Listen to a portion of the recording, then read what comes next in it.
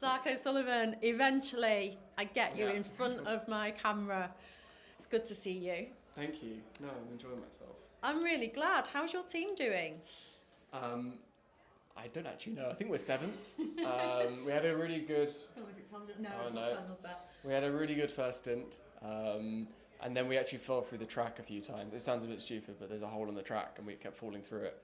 A glitch in the game. Oh, okay. So Glitch in the we'll see. A matrix. glitch in the matrix, exactly. So we'll see. But yeah, I mean, like all racing drivers, we all got quite competitive in the first stint. So we'll see how it ends up.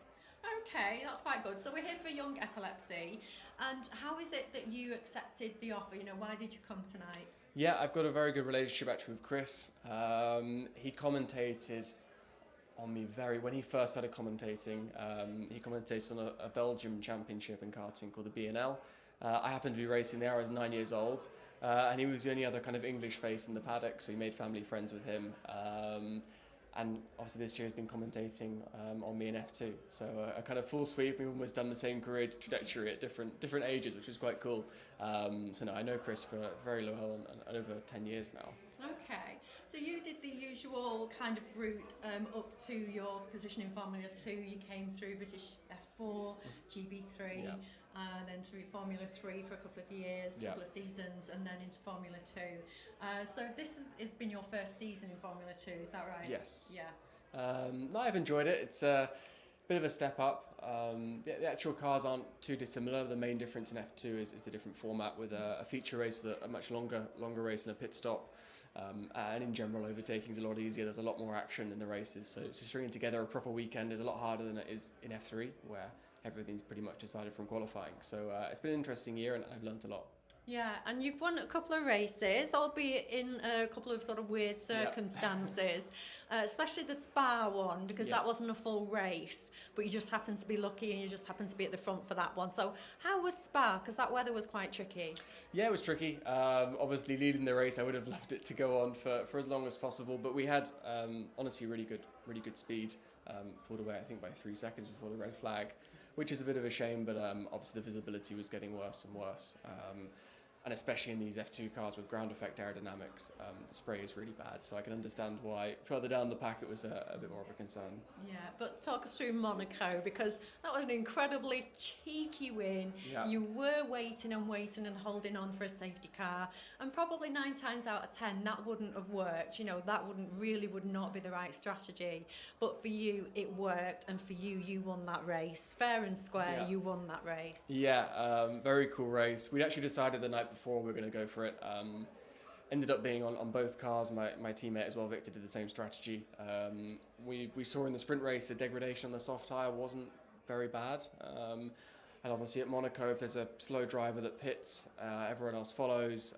And once you're stuck in that train, you're stuck in that train. And lucky for me, there was a driver, I think in P5 or P6, that was struggling on his tyres. So my pace ended up being pretty much the same pace as the leader for most of the race. And yeah, luckily the virtual safety car came at the right time, just before I entered the pit lane. Obviously in F2 you can't pit under virtual safety cars, so I got very, very lucky to come out in the lead. But yeah, I think a few people tried the strategy later in the season, it never worked. So it's a street circuit thing, and it paid off that day. The guy that was going to win the race that finished P2, Isaac Hadjar, is here today, and he was quite upset after that result and after what you and your team did. Is he speaking to you again? Yeah, I think it's one of the things you always know in F2. We always have a strategy meeting before the race, and there's always a discussion. Oh, should we gamble and go long or wait for a safety car? And this time it happened to pay off. I think maybe the real sting was it was Monaco, of course, the race everyone wants to win. And in fairness to Isaac, he led the whole race and quite comfortably. So I would have been in the same kind of mindset if a car popped out of the pits in front of me after all of that. But it's one of the risks in F2. I think even he inherited a win in Melbourne, I think, with a similar strategy. So it's one of those things, and most of the time you fall foul of it, but luckily for me, it went my way. So you're not going to complete the season, are you, this year? Is that the last we're going to see of you, or are we going to see more of you? No, it's a work in progress. Honestly, everyone knows motorsport is a financially dependent sport outside of the professional categories. So we're trying everything we can.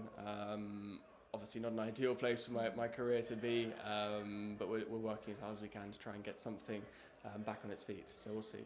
Yeah, because that looked quite good for you. I mean, you were part of the Williams Academy team, the young driver team, and you did the Abu Dhabi, you did the test last year in that Formula One car.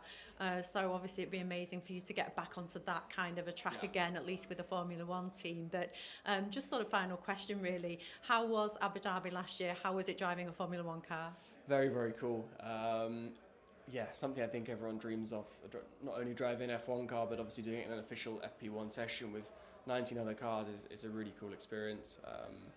And obviously coming from F3 as well after that season, it was a pretty big jump, and obviously very thankful to Williams for putting their trust in me, and I enjoyed every second of it. Oh, brilliant. Well, it was really good to see you this season and see how well that you actually did.